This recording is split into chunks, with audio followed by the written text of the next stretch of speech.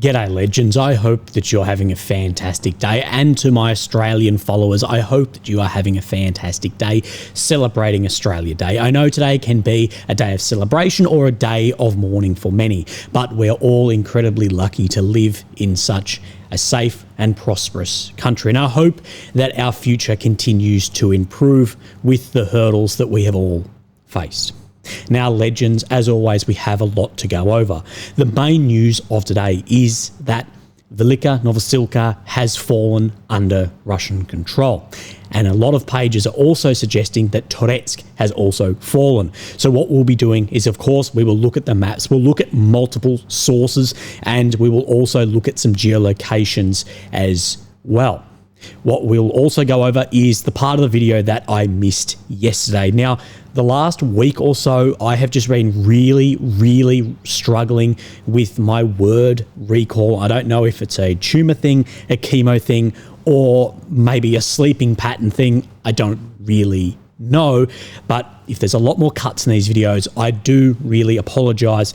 I try my very best to bring you the best quality possible of audio to video to information and all the behind the scenes stuff, to go from a soldier in the army stuffing around with the boys to try and be more academic to bring you the best that I can. There's a lot in this behind the scenes, but I do apologize if it's not up to the standard of which it should be.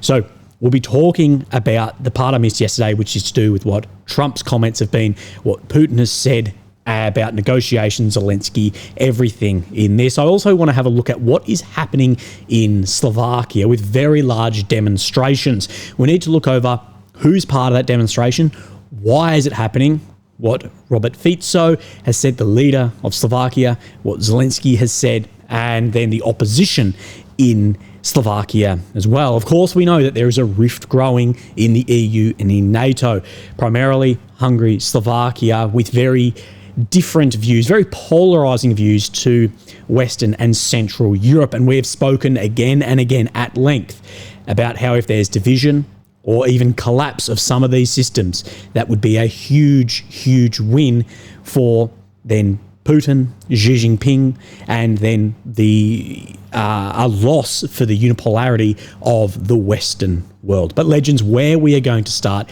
is Velyka Novosilka. So we'll look on the maps here. Of course, we have Ukraine in the center of your screen, the capital of Kyiv. Of course, we have the red areas. This is occupied since 22, the purple since 2014. Where we need to come down into is this red check we see in the south of Velyka Novosilka. Now, with this advancement, Russia has turned back any of the gains in this direction that Ukraine made in 2023 in their now infamous counter-offensive. And deep state map here, of course, a Ukrainian map, showing an advancement from end to end of about 5 kilometers, just under, and I don't even want to measure it to side because it's so different, but basically showing that this has all come under control. It's very interesting, and I spoke about this at length yesterday, how many bloggers, and I've scrolled their Telegrams, their YouTubes, their Twitters, a lot of these bloggers who push narrative more than just overall what is happening at the war, who talk about the main thing, and they're not focusing on this. Like today's news, if this isn't brought up or it's buried somewhere, well, you're more focused on narratives rather than information, even if that information doesn't fit your narrative that you are pushing, if that makes sense. But we can confirm, Deep State Map is confirming this. And one thing Deep State is showing is this is actually much further than a lot of Russian maps are showing. So speaking on those like bloggers and propagandists and information and all of this, that this war, of course, that is the second front line, is I'm waiting out to see. On my bingo card, I have strategically not important. Now, what will the fall of Velyka Novosilka mean? Well, of course, it does open up ways further north from here and into Dnipro Oblast. There's a real threat of that as well. But I think it's likely that we will see Zelensky replace then Commander Sursky after the fall of this, and then the issues that offensives into Kursk has created as well. So let's look over this at length and look at a few things. So let's look at Syriac maps. So if you don't follow him, go and give him a follow on Twitter and or Telegram. Does a great job. Is very reliable and makes mistakes just like all of us, but corrects those very quickly. And he's showing very, very similar to the situation that Deep State is showing.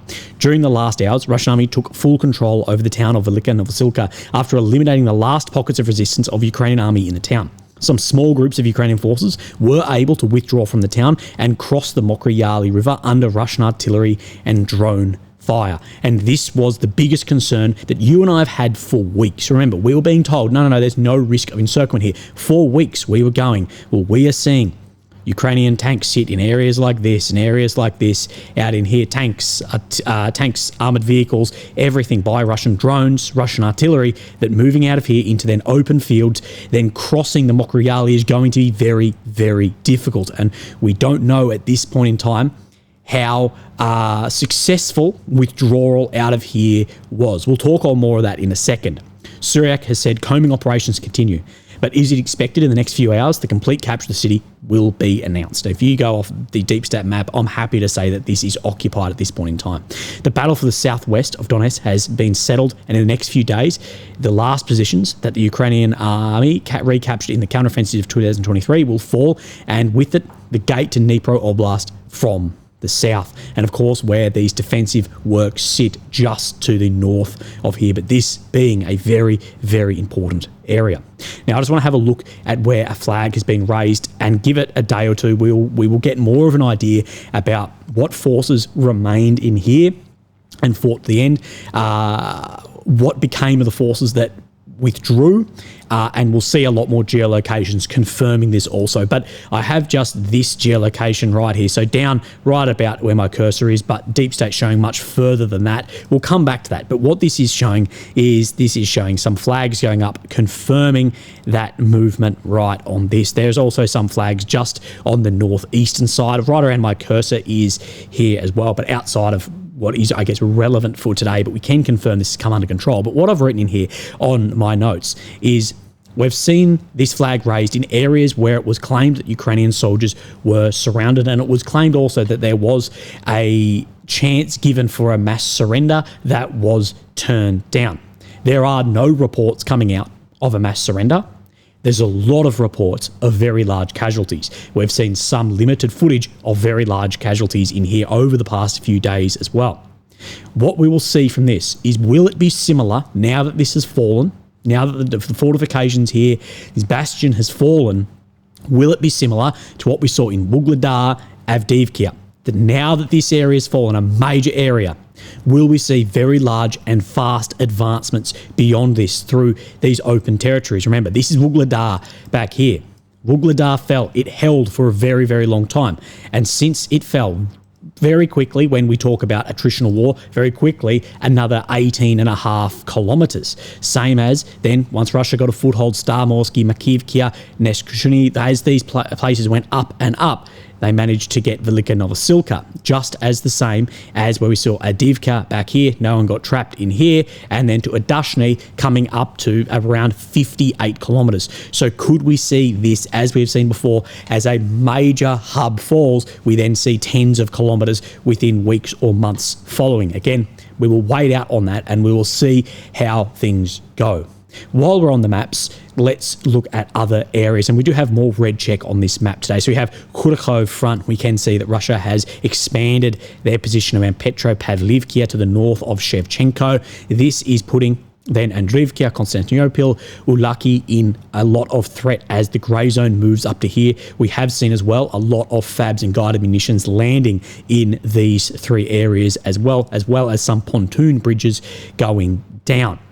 We have a map in here too, and this is very different. So we see the grey zone shift into the outskirts of Andriivka. I do not believe that grey zone, it has expanded just a little bit into Andriivka, and this is then what Suryk is showing us. He's showing that grey zone is known. It's not grey zone, the Russian forces have broken into the outskirts here. During the last 4 days, the Russian army advanced west of Shevchenko and Petropavlivka, taking control of part of the trench belt north of Andrivka and penetrating the first houses of the locality, which the grey zone on this map tends to show. So we can confirm there's definitely some movement around there, and we can confirm movement out of Petropavlivka. We come up Pokrovsk, we can see on multiple axes here that towards this direction here, that Russian forces have gained some areas to the east of Udashny and around Kotleny as well. Of course, all of this is pushing towards Dnipro Oblast and further securing the western flank of Pokrovsk. If the Russian forces are able to meet this road here and the train line here,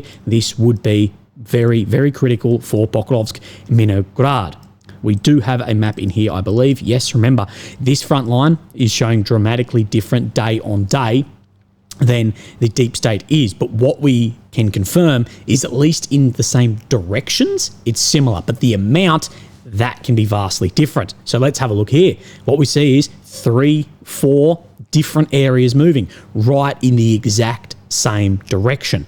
Although deep state showing more, what we can confirm 100% of this is that in those 4 directions, there was definitely some Russian advancement and that they captured the second Pokrovsky mine ventilation shaft. Remember, this area in here is critical for Ukraine's economy. There's a lot of mines in here producing metallurgical coal, and this is Ukraine's, I believe, second largest industry of export. What, of course, will have a huge effect if that doesn't exist after the war. If Russia then take these territories, will have a huge effect on Ukraine's economic prospects following this war. And this area up here, you and I have been speaking about this mine here since Seledov and Osharetny. Since way back here, we were talking about this mine, how critical that mine is. We know that this mine has shut down, and there are talks that there was implosions here, that the Ukrainian forces staff did blow up this in case this comes under Russian occupation, due to how critical that is and the amount of resources that the Russians may actually pull out of there.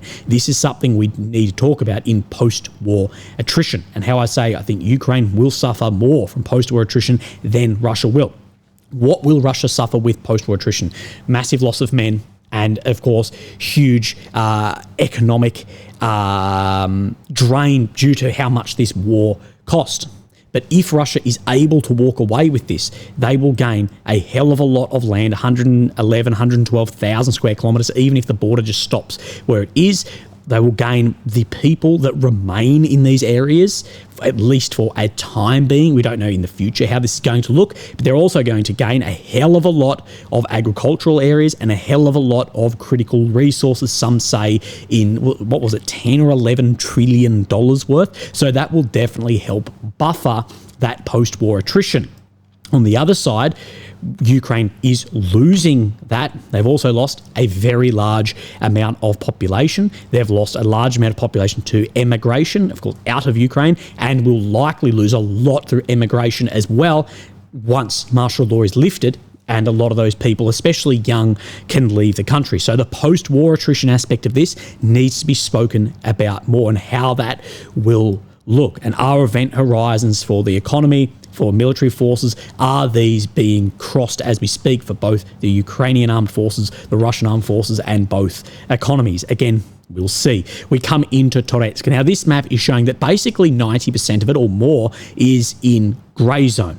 But if we then look on the Suryak map, that the Russian army took control over most of the suburb of Krimitsky and the Toretskia mine. So up in the north, right in here. Now, what we saw right in this sector yesterday, day before, I showed you that Russia was using TOS, multiple launch rocket system, in this area. And just like I speak about it again and again on my broken record, is this is an indicator that Russia is about to go on offensive action here. So I'm not surprised at all to then see the ground forces move into here. Other pages are claiming in the high 90s. Some are saying 99% occupied. Again, we will wait and see. But Toretsk, this is a very important area, as it is the major hub all the way until Konstantinivka. So again, we will see what the future holds in here, and we will keep up with it the best that we can. So before we jump into Slovakia, Ukraine, NATO, EU, let's have a look at some of the comments that Mr. President Trump has made, and we'll look back at what President Putin has made comments as well about the end of the war. But firstly, what we are seeing is that Russia is the first country really to be using in combat, because they are at war. They exist in other nations, but they're not using them. They're not at war. Well, some people claim not at war. Okay, there's conflict going on. Is that what Trump is saying here? Is that the Russians have hypersonics due to then information and classified information being stolen, I think he says, quote, by very bad guys, but during the Obama administration, their design and a bad person, gave them the design to the Russians. Now, I've actually seen a lot of Russian pages pushing back on this and going, no, one of the main reasons Russia has had breakthroughs on hypersonics is the availability of certain Russian alloys and titanium in steelworks. We do know that titanium is a massive, massive exporter from Russia. We know, like I say, the SR-71 Blackbird plane, the titanium on that during the Cold War came through imports from Russia for other products, and they're able to make that. So some are pushing back saying, no, it wasn't stolen. It's our own design, but we've made leaps due to our alloys. Trump is saying that it was stolen. Again, we don't know. We do know that plenty of designs, we know this through declassified and stolen documents out of the first Directorate of Intelligence, out of KGB and GRU that became available after the fall of the Soviet Union, that there were many designs stolen, everything from the F-18 through to different systems as well. The B-1, the Bone B-1 bomber, that's why the Tu-160 looks so similar. So we know there's a lot there that goes on both ways. So again, it wouldn't surprise me if that was it, but again, it's all up in the air. We will see. But let's have a look at what he's spoken about, wanting to settle the war and saying that Zelensky is not an angel. And Zelensky, I will say this, he wants to settle now. Now, he's saying Zelensky wants to settle now. Now, I think there may be a bit of what we see publicly and what is said privately. Could it be publicly Zelensky's, no, we need all our ground, we need to fight through Crimea, we need to take X, Y, Z. We need to be in this position, but behind closed doors going, all right, we really need to settle this. Things are not looking good. Zelensky's a smart guy. Trump's a smart guy. Putin is a smart guy. People like to push back on this. No, these are, they have available classified information that we do not have. They have teams of people looking at this. They will be aware of the situation far better than we would be. Now, will they then make the correct decisions on that? That gets pushed on by a lot of politics, biases, and where they want their policy to move as well. But they will be aware of the situation. Well, I hope they are to 100%. We'll see. He's had enough. He shouldn't have allowed this to happen either. He's had enough, shouldn't have allowed it to happen. No. If he's no angel, he shouldn't have allowed this war to happen. First of all, he's fighting a much bigger... So many people have jumped on this and go, well, how could he have stopped this from happening? And we've seen Trump again and again say if the Biden administration was not in, if he had remained in power, this war would never have happened. Now, again, we do not know. I do believe that Putin probably would have waited for the invasion until after Trump was out, because Trump is highly unpredictable and he did have a relationship with Donald Trump as well. But again, we will never know. What we do know is the war has started. What we do know is there has been a complete incompetence of, at least in my opinion, there's incompetence of diplomatic actions have been occurring in this part of the world with other countries for now decades. We can go back to where Russia has made decisions, where Germany has made decisions, where NATO has made decisions, where the Soviets even made decisions around here that has now led into situations like this. And I think there's this idea that, there's only X to blame. Like, well, you can start rolling back the clock, but then you get stuck in this butterfly effect of, well, if this action didn't happen, blah, blah, blah. And I guess you can end up going back, well, if that Cossack didn't dunk one on the head. But what we know is the war has started, and Mr. Trump, he absolutely wants to find a way out of this. Entity, okay? Much bigger. When he was, talking so brave and so... Now, two things happened. They were brave, but we gave them billions of dollars. The United States spent $200 billion more than Europe. That's an important factor, that the US gave $200 billion more than Europe did. Why did we spend more? You know why? Because Biden never asked Europe to spend more. They spent 200. It became a U.S.-Russia proxy war because of Joe. Zelensky was fighting a much bigger entity, much bigger, much more powerful. He shouldn't have done that, because we could have made a deal, and it would have been a deal that would have been a nothing deal. So could have there been a deal? Trump is suggesting there could have been a deal that this war would have never had to have started, including both Zelensky, Biden, and then President Putin too. I could have made that deal so easily. And Zelensky decided that I want to fight. They have 30,000 army tanks.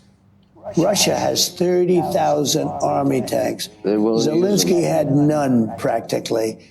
You don't fight those. Now, then we started pouring equipment, pouring. And they had the bravery to use the equipment. But in the end, that's a war has to be settled. So Trump, again, saying that we poured in a heap of equipment, the bravery of the Ukrainian forces to push back, and the success that they have had actually pushing back this war and pausing it for a long time, and now moving, but it's still around that 20% mark. But I think Trump is on the idea where if you would ask what do I think Trump thinks about this, I think that he's going, if we don't end it now, it's going to get worse and worse and worse, that there's not improvements on the horizon, it's just going to deteriorate further. But if that is what he's analysing the scenario, and I believe that's how he's analysing it, I think Putin is analysing it the same way, which is why it's going to be very tough to actually bring Putin to the negotiating table. And I wrote in a comment today on my Telegram saying, well, someone talked about, what is it going to take? And I said, well, the problem is we've tried the stick and that's not working. It's delaying the Russian forces, but the Russians are still moving, and no one is prepared to offer a carrot. What would the carrot have to be? I believe that Putin would take at least what he is occupying currently and guarantee that Ukraine never joins NATO. I think that would be the absolute bare minimum, for Putin to end the war at this point in time. But we spoke about that sensitive information that will be available to them and not us. Putin will have a better idea through his chief of defense as well of the stability of the Russian economy. Now, some are saying it's collapsing, others saying it's not, but it's going to face challenges. Again, we will see. But at this point in time, Trump can bring Zelensky to the table. Trump can absolutely do that. With Putin, I think he's going to offer something. They have to offer something to bring him to the table. Now, many are saying that there's a 90-day pause on foreign aid and this and that out of the US. Yes, but there is exemption made for Ukraine. It's not going to affect Ukraine too much. How is one of the ways I think that Trump could force Zelensky to come to the table, even if Europe is like, we will backfill all this and purchase it? I think the biggest way could actually be Trump and Musk. We know Musk is not a huge fan of Zelensky, is restriction of the use of Starlink. And Kyiv at that point would have to come to the table. Ukraine without Starlink loses some of its most important assets. It instantly diminishes communications to frontline areas very, very quickly, and relying on a much more dangerous 3 or 4G Kyivstar network, which we know all land drones can pick up and target, and would further restrict the use of drones as well. So that could be a way to get them to the table. But again, Putin says that he is ready for negotiations. But again, if we listen to Putin and Lavrov, it's going to be based on what they call the reality of the front line. And at this point in time, I can't see a situation where they're saying we will walk back out of these areas. This is why I'm saying the two most important things I believe for Ukraine on the front line right now, before we look at what Putin has said, two most important things is, okay, if movement happens around Torets, Konstantinivka, okay, like it's not going to be great, but yes, but is keeping the Russians out of Dnipro Oblast, which the Russians at this point in time try and measure this as best we can around, let's say, 4 kilometers, and keeping the Russians from getting any sort of bridgehead on the right bank of the Dnieper River. That, I think they are the two most important aspects if we are seeing negotiations take place. again, we will see. There's enough occupied ground in Kharkiv that a one-for-one swap for what the incursion into Kursk, the invasion into Kursk, would then be able to be swapped back. But that would be a very, very difficult thing, with Putin saying, well, then we're going to want more and more. Let's look at what Putin has actually said, and this is ripped off the president of Russia's website. I'd love to know how scripted some of these like Q&As are. But a journalist, Pavel Zadabin, he says, Mr. President, newly inaugurated President Trump has made multiple statements about a possible meeting with you and prospects for a Ukrainian settlement. I would like to know what you think about this. Indeed, the US presidency has made many statements to this effect. My first point is that Russia has never turned down contacts with the US administration, and it's not our fault the previous administration chose not to establish such contacts. Now, this is weird because it depends who you believe and listen to. We've been hearing rumours recently that there has been sort of behind-the-scenes contacts over the past couple of years. Putin told, of course, Mr. Tucker Carlson that there's been no contacts. We don't know. In my opinion, I think there's probably some behind-the-scenes contacts always going on between the nuclear powers, but I don't really know. I've always had business-like, strictly business-like, but at the same time, pragmatic and trust-based, I would say, relationships with the current president of the United States. We do know that Trump and Putin do have a relationship, and I do think that there is mutual respect. That doesn't mean that you're fucking singing Kumbaya and handing out hand shandies at the pub together, but I think there is a mutual respect there for each other as leaders and for the nuclear armament of the countries as well.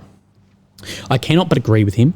If he had been president, if this victory had not been stolen from him in 2020, then maybe there would not have been the Ukrainian crisis that broke out in 2022. So saying the war wouldn't have launched.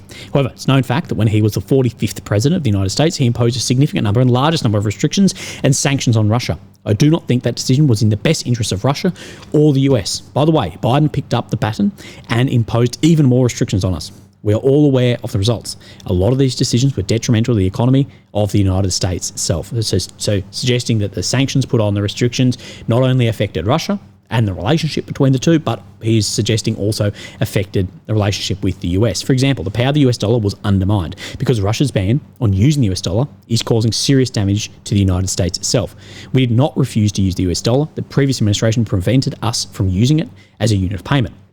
But I'll not go into that now. All I can say is that we hear the current president say he's ready to work together. We remain open to that. So he's saying, at least in this, he's open to this, but that there is a history of sanctions undermining economies as well. We know the ruble has been struggling, and as well, economies, I think, all around the world have been struggling with just massive expenditure and inflation also. But we do know Russia heading up BRICS can really, really undermine the power of the US dollar. Regarding talks about Ukraine, we have consistently made it clear, and I wish to underscore it one more time, we remain open to them. Certain matters need particular attention, but saying that they are open to talks about negotiations, but like to quote Mr. Sergei Lavrov, of course, Russia's foreign minister, is it needs to take in the reality of the situation on the ground. For instance, it's well known back when he was a fairly legitimate head of state and the current leader of the Kyiv regime, he's referring to President Zelensky here, issued an executive order prohibiting talks. What can talks be resumed now that they have been outlawed? So what we know is there is a law in Ukraine. There is a law that prohibits any discussions, talks between Zelensky and Putin, or Ukraine and Russia. And this is an important point he says here.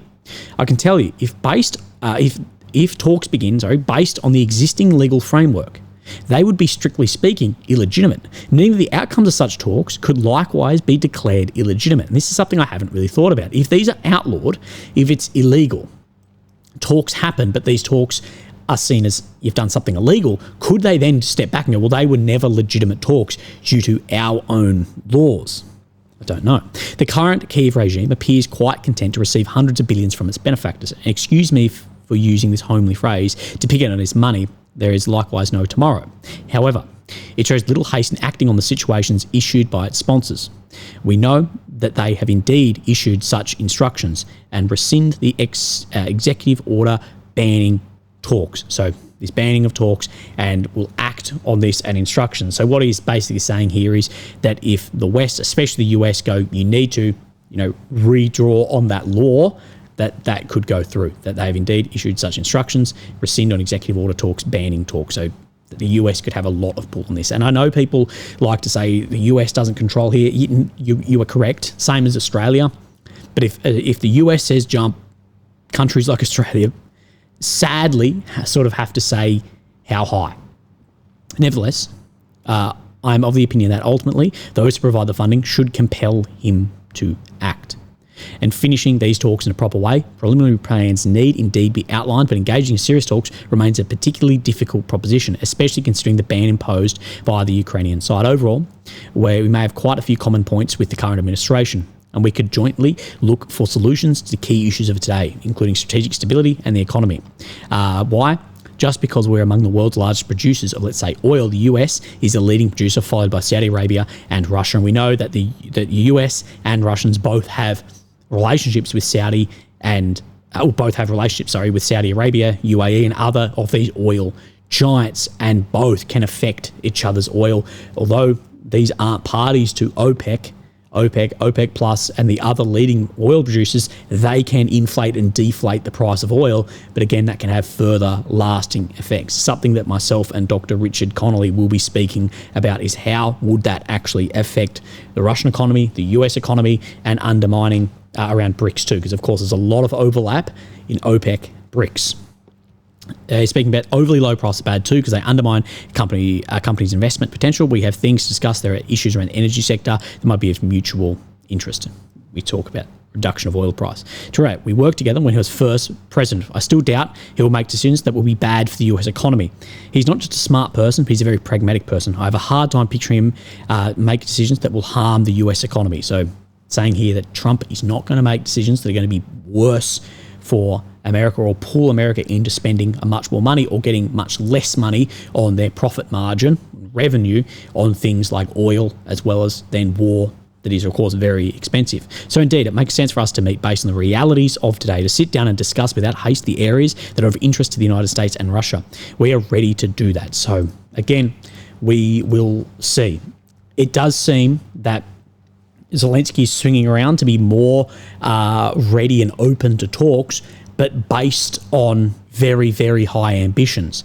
That based on, well, we receive security guarantees, that being NATO, we have guarantees of the land returning, and also the arrest warrants for things like Putin, and we don't really know what Putin's requests would be to sit down.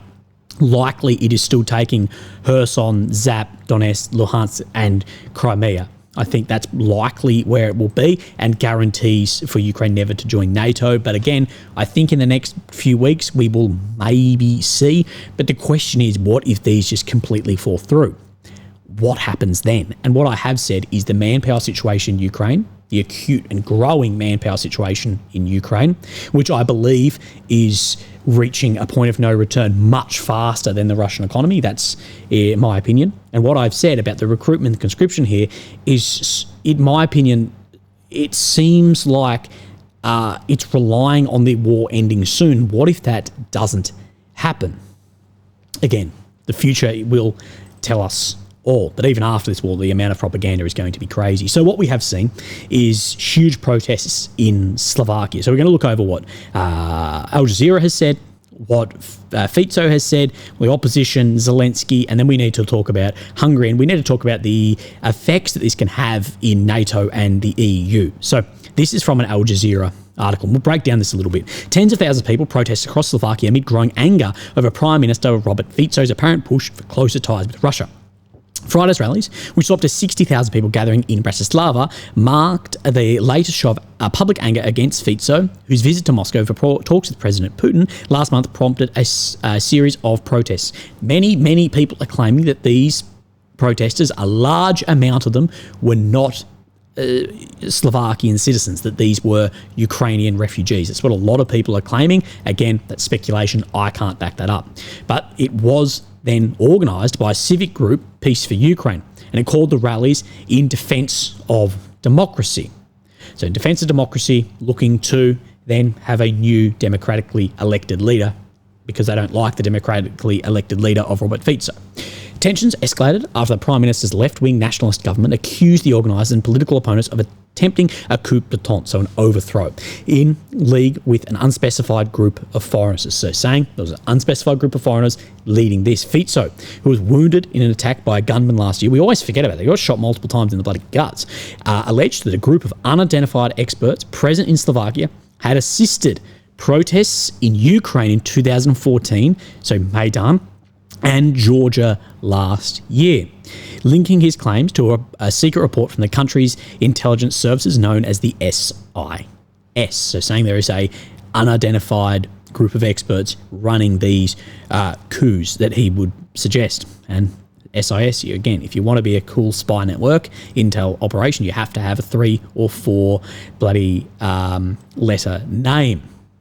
He did not present specific evidence, but publicly said the opposition planned to occupy government buildings, block roads, organise a nationwide strike and provoke clashes with police forces as part of plans to overthrow his government. So some are saying, no, we're just in defence of democracy, and then he's pushing back going, no, there are foreign entities pushing this. Opposition parties have sought a no-confidence vote after Fico's government, but Fico has so far looked to set to survive the vote as he maintains a thin majority.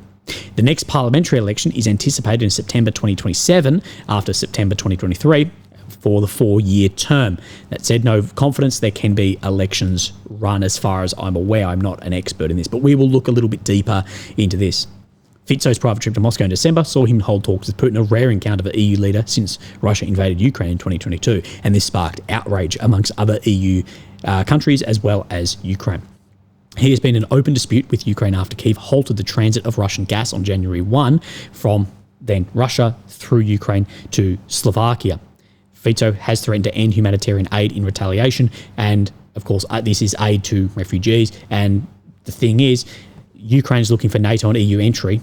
Fico, Slovakia and Hungary, they can then veto a lot of this. But of course, there can be a lot of pressure put down onto these smaller European countries also. So this is beginning to be a bit of a bloody mess. Let's look at what his party has said. This is from the official website of the Slovak Public Administration. Of course, in power at the moment is then Robert Fico. The Slovak government will not take any steps regarding constitutional right to assemble and organise protests. So you have the constitutional right to do this, and they're not going to take steps to show this. He warned of the existing infrastructure that wants to abuse rallies to escalate tensions. This is, we see a lot in America, people saying that some of these protests are done to uproot the public interest and international legitimacy of then the country too. You see that in a lot of comments being like, well, these are probably agents doing it. You see that in the US, and they're claiming very similar. We have a structure funded from abroad connected to the Slovak opposition that wants to abuse the protests that people have the right to. It's very simple. They will try to start some kind of skirmish. Then there'll be attempts to get over the fences into the buildings of the government office, the National Council, the Presidential Palace, and then you'll witness these protesters being taken away by security forces. So they'll break in, and then we'll rip them up. And then there won't be 20 cameras there like now, but 700 cameras from all over the world. And then showing the image of the Slovakian government will be created as fascist and violent because it maintains order and does not want to allow an attack on the constitutional order.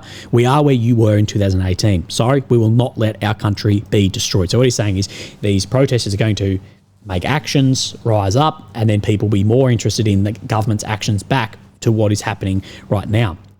They confirmed Slovakia's foreign policy oriented based on relationship with the European Union and NATO, and rejected the dissemination of false information in this regard. So saying that there's no... The information about them wanting to leave NATO and the EU is false information. In this provision of the resolution, we clearly reject the lies spread by the Slovak opposition. The government has never and will not take any steps that concern Slovakia's foreign policy orientation, let alone steps that would question our membership in the European Union and NATO.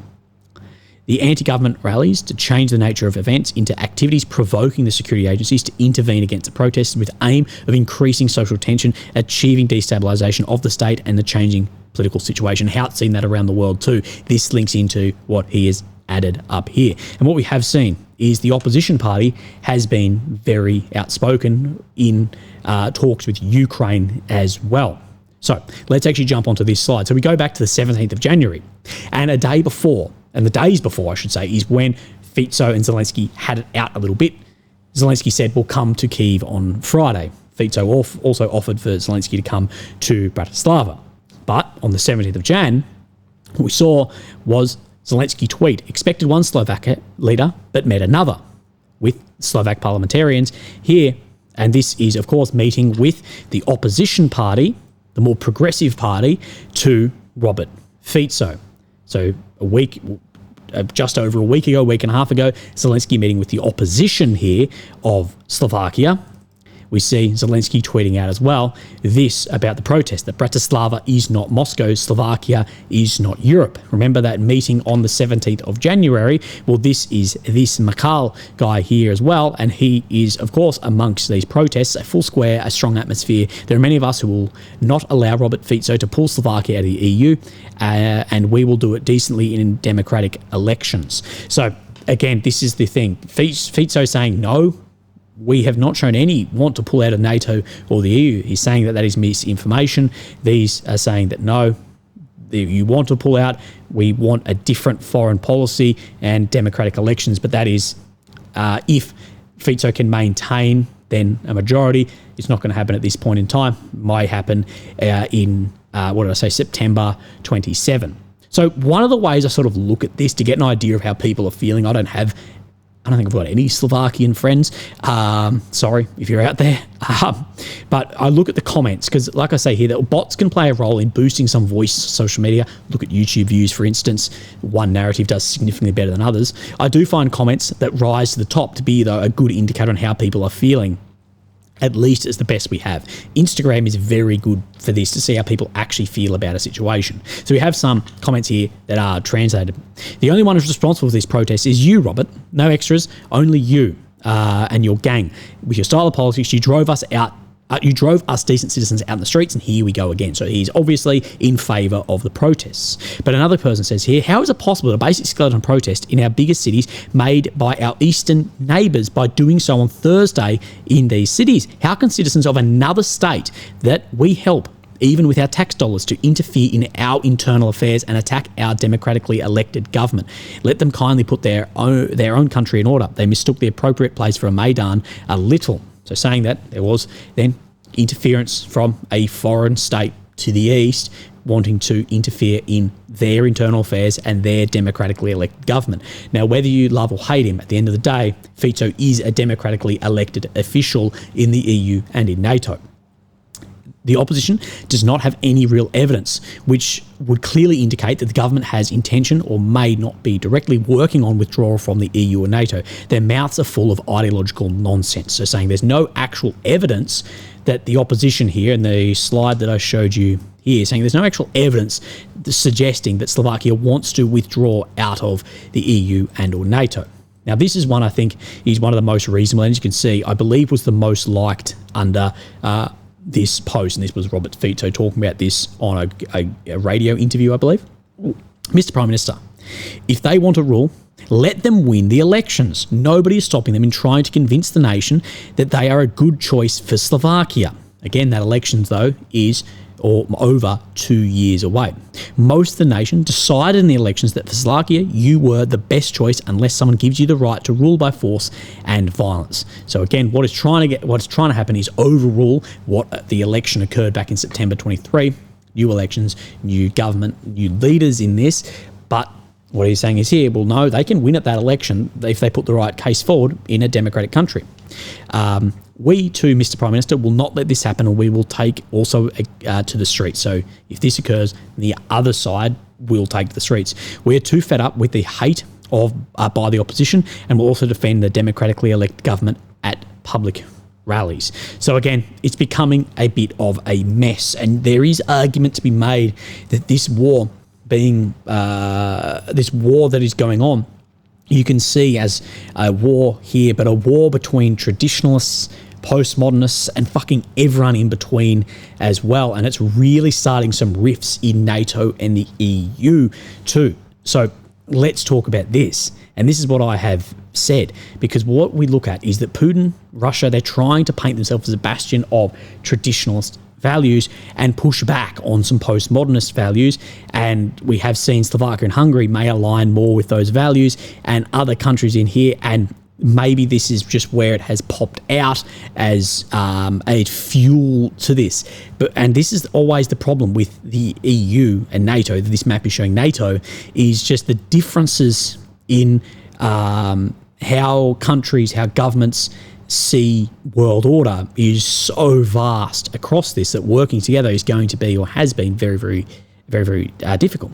NATO states, which are shown in the image, and EU states need to be very careful how they approach division, especially Slovakia and Hungary. Division weakens the alliance. Everyone knows this. And in the worst case, could see countries form relationships and official relationships or alliances with Russia if they see in the future that their values are closer with Russia's.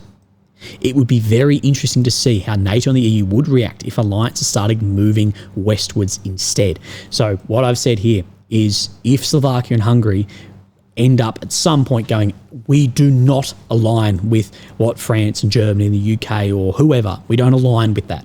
And we don't align with it, and maybe this is all starting because of the war in Ukraine and where countries have held alliances and where these countries go, we want to stop this, whatever. It needs to be very careful of that, because what happens if these countries look to leave and go, well, we have to be part of some alliance, we're not powerful enough to have our own dollar and our own military to defend either. So, well, the next logical partner would be Russia or Turkey, but likely more Russia in this situation. It would be very interesting to see how then NATO and the EU would react if Russia's alliance started moving westwards into what used to be their alliance, in like a reverse of NATO expansion. So we've seen how the West has reacted to doing this in Ukraine, but what happens if it was one of their own, or one of their ex-states here? I think EU and NATO is at real risk in the next coming years or decades of really seeing some huge internal division. And we may see it come out first in these more conservative Eastern countries, as they're just not seeing eye to eye with the Western European countries, and potentially see more close eye to eye with then Moscow. Again, we will see, but nothing. Like, people always say, no, it couldn't happen, Europe's too big to fail. Europe has always been in a constant state of flux, and many different viewpoints in here. Just look over the last century, So again, we will see, but that is a huge impact on the EU's hegemony in this area of the world. Orban has said this: Europe is paying a huge price for sanctioning Russia. Hungary alone lost 19 billion euros in the past 3 years because of sanctions. At least the Ukrainians can do is guarantee oil and gas transit to Europe. Right now, they're doing just the opposite. It's unacceptable, of course, with this cutoff and these sanctions against oil and gas. So not only does he want that to continue flowing, Mr. Orban wants the sanctions against Russia to be lifted. So he wants Ukraine to allow it coming through, but also the sanctions to be lifted. Of course, this would make Vladimir Putin very happy. And this is what the Prime Minister of Poland has said to Orban. Viktor Orban really blocks European sanctions at a key moment for the war. It'll be absolutely clear that the big game for the security and future of Europe, he's playing in Putin's team, not in ours, with the consequences of this fact. So again, once elections are held in the EU countries, the democratic countries, it'd be very interesting to see how the people actually feel about Hungary, Slovakia, these countries. I've also underlined Austria in here as well, with a more conservative government as well. I'm not an expert at all on Austrian politics. I just know it's beautiful. I've been to Austria twice, but again, we will see. But you can see things like this. There's a shitload of tension. And what does that do? Well, it really can undermine these alliances because, again, they have veto powers, and Ukraine is fully reliant on that aid flowing through, especially if the US does draw down.